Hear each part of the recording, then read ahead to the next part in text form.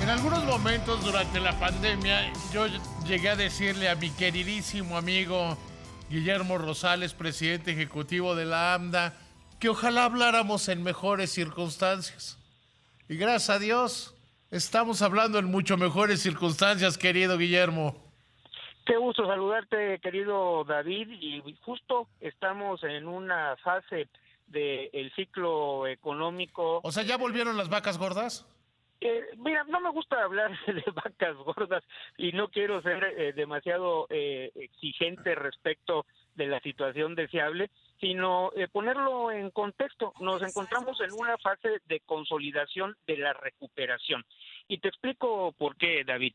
El mes de noviembre se lograron vender 128.961 unidades y esto nos alcanzó para un crecimiento del 31.9% respecto a noviembre del 2022. Ya con cifras acumuladas de enero a noviembre, avanzamos 25.4% respecto al mismo periodo del año pasado.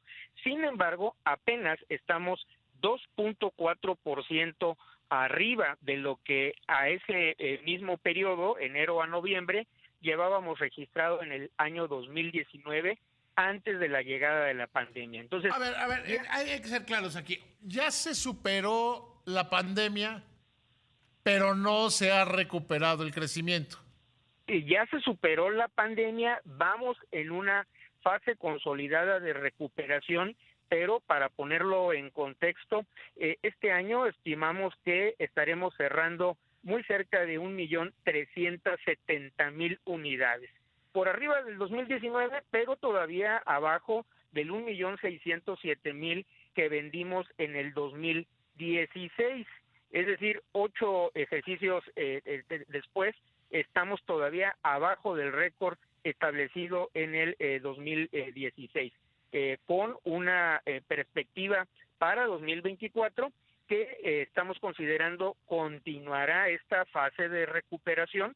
Para el 2024 estamos viendo condiciones favorables que nos pueden llevar a tener un crecimiento alrededor de 100.000 unidades adicionales a lo que cerremos este 2023. Entonces, es una buena noticia, nos encontramos recuperándonos, estamos con signos positivos en el ánimo de los consumidores, el crédito sigue fluyendo, creciendo arriba del 15% el número de vehículos colocados a crédito y con una competencia muy dinámica que favorece justo el atractivo para los consumidores de contar con una oferta más diversificada. Fíjate, Guillermo, que de repente esto que estás diciendo de la oferta diversificada, cuando yo era niño, pues uno se sabía todos los modelos de coches que había en el país. Luego uno se sabía todas las marcas. Ahora veo distribuidoras de unas marcas en las que en mi vida había oído, pero además las veo con gente, con actividad, con carros bonitos. Muy interesante la competencia que está dando, ¿no? Está muy animado el mercado y bueno, tú y yo más o menos somos, o más bien somos de la misma generación y de lo que nos tocó vivir todavía hasta la primera juventud, un mercado cerrado en el que había muy pocos competidores, con restricciones para poder importar vehículos de otros países, con restricciones para importar componentes, el México en el cual se favoreció pues todo lo que estaba hecho en México, aunque no siempre el eslogan se cumplía en cuanto a lo bien hecho. Hoy en día tenemos una... Bueno, porque además había, y perdón que te interrumpa, había una gran corrupción. A ti y a mí nos tocó vivir eso de cuando la sustitución de importaciones, y el ejemplo yo creo que icónico de eso era cuando los vehículos empezaron a tener elevadores eléctricos, que alguien dijo, ah, no, yo los puedo producir. Y entonces, entonces tenía él el monopolio, no los producía, pero tenía él el monopolio porque ningún vehículo, le tenían que pagar desplazamiento a él, digamos, si querían tener elevadores de los vidrios. Así es, y acuérdate que llegamos a tener impuestos a los vehículos de lujo y a los artículos suntuarios, y todo un México que los jóvenes afortunadamente no les tocó vivir, pero de vez en cuando es bueno recordárselos No, para que no repitamos yo los mismos errores. yo a veces creo, amigo, que que sí hay que decírselos porque creen que el mundo empezó la semana pasada y que no podemos caer en una crisis como las que se vivimos en el populismo, que eso es de otro planeta, digamos, ¿no? Una burocracia absorbente que limitaba el desarrollo de las empresas y, por ejemplo, lo que dijiste, favorecía la corrupción. Había cupos de importación de componentes, límites para el uso y el manejo de dólares, un poquito sin llegar a los extremos de lo que hoy se vive en Argentina. Pues por eso pasamos nosotros en los 70s y en los 80s. Afortunadamente, México es un país que ha cambiado para bien, por supuesto que hay retos importantes todavía, pero no podemos, y el ejemplo del mercado automotor creo que es de lo mejor para tener un mercado que ahora es decisión de los consumidores y no de los ofertantes, con esta hipercompetencia en el mercado mexicano, mucho más competido que el resto de los mercados latinoamericanos y por supuesto mucho más exigente y sofisticado con base a esta experiencia positiva que los consumidores mexicanos han venido adquiriendo en las últimas décadas, en las décadas de apertura, en la que podemos tener vehículos de la mejor calidad procedentes de las mejores de las regiones del mundo que se están Y una adaptando. gran diversidad. Así es, se están adaptando a las capacidades de consumo de las familias mexicanas y tenemos vehículos que proceden de Asia, de Europa, de Sudamérica y de Norteamérica. Y hay un tema que además algún día voy a tener, voy a tener espacio, voy a lograr convencer a alguien. Yo creo que el sector automotriz y el bancario son por mucho los dos sectores más competidos en México. Y eso ha beneficiado enormemente a los consumidores.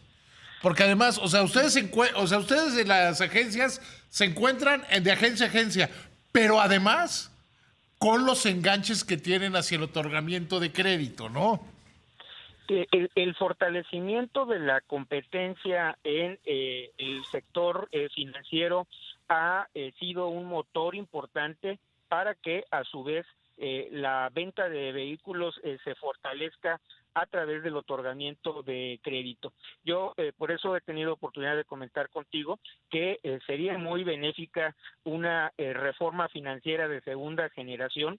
Creo que hoy en día también se nos olvida que hubo resultados favorables de la reforma financiera que se pudo pactar en el Congreso y el Ejecutivo en el 2013.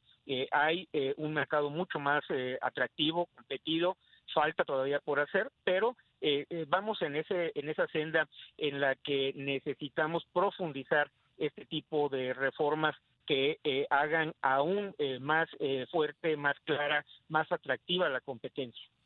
Oye, a ver, me están pidiendo que ya se les perdió y están tratando de corregir la situación.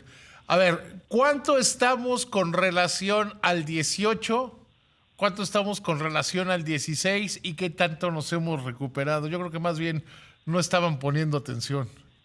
Mira, este año, números redondos, vamos a estar muy cerca de 1.370.000 unidades.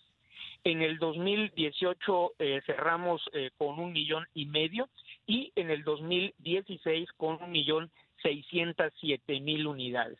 Por eso es que te hablo que nos estamos acercando, estamos todavía en la fase de recuperación, una recuperación clara, consistente y acercándonos con una proyección alrededor del 2025 para que podamos estar cerca de lo que fue el récord del 2016.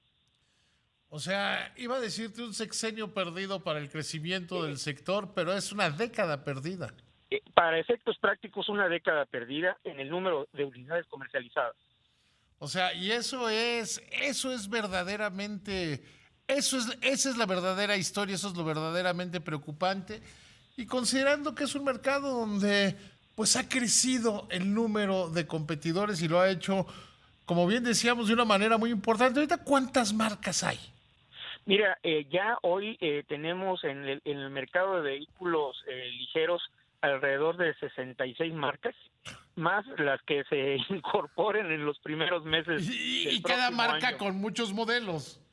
Con una diversidad de modelos y dentro de cada modelo una amplitud de versiones. Entonces, estamos hablando de que ya en este momento estamos por arriba de 300 modelos y si hacemos el desglose por versiones, pues más de 2.200 versiones disponibles que pues prefiguran prácticamente la posibilidad de hacer un traje a la medida de la fortaleza, de la capacidad adquisitiva y por otro lado de las necesidades y de los gustos de los consumidores. Ya mira que nada más me gusta un modelo de coche. Te mando un abrazo, queridísimo amigo, siempre mi placer platicar contigo. Un abrazo, felices 35 años de darnos información oportuna y veraz y que vengan muchos más, por favor David, para que nos sigas sirviendo como usuarios de la información. Gracias.